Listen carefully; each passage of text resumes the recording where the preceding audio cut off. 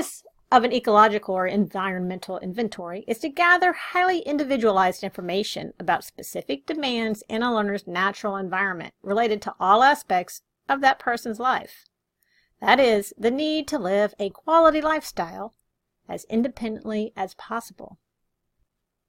Related skills such as communication, motor, social, and functional academics are then embedded within natural contexts of your domains identified in the ecological inventory. First, all current and future environments are identified. Then, each environment is divided into sub-environments.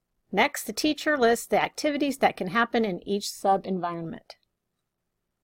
Next, the teacher lists the activities that can happen in each sub-environment. And finally, skills needed to accomplish those activities are noted.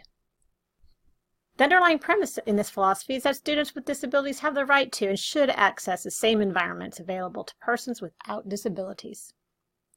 The difference between what a non-disabled peer can do within a specific environment, such as a bowling alley, and what the person with a disability can do becomes a discrepancy analysis. While specific formats or strategies for conducting ecological inventory can be identified, questions are often open-ended, and likely answers are frequently not predetermined.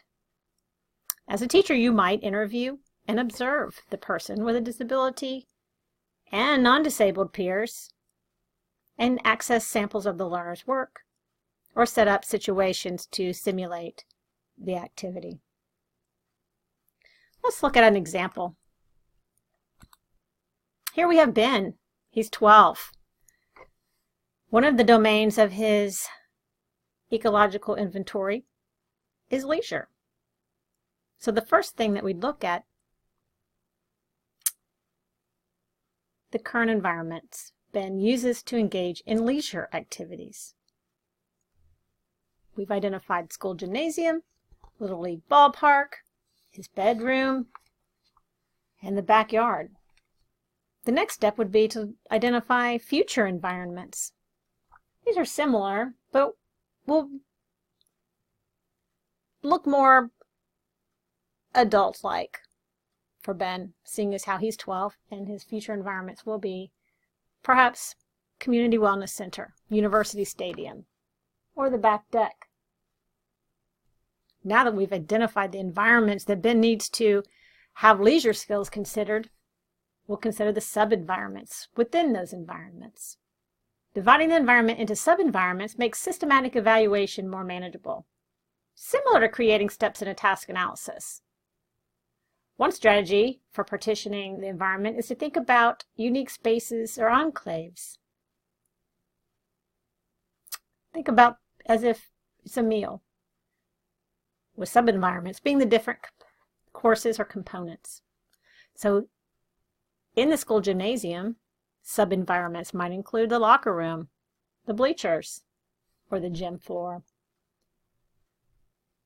Once the sub-environments have been identified, it's time to determine activities that would take place in the sub-environment. In some instances, there would only be one possible activity. Others, there are a myriad of activities. But activities are fairly broadly defined, so they correlate closely to annual goals. The skills, on the other hand, would relate more to short-term objectives. But back to activities. When Ben visits the Little League ballpark, he sits in the bleachers. When he's in the locker room, he'd be required to change clothes, use a locker, and shower. So Ben's teacher would need to be good at adapting PE for him.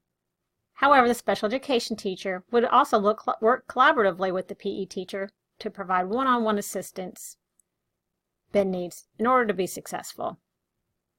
So we need to think about those specific skills a student will need for each activity.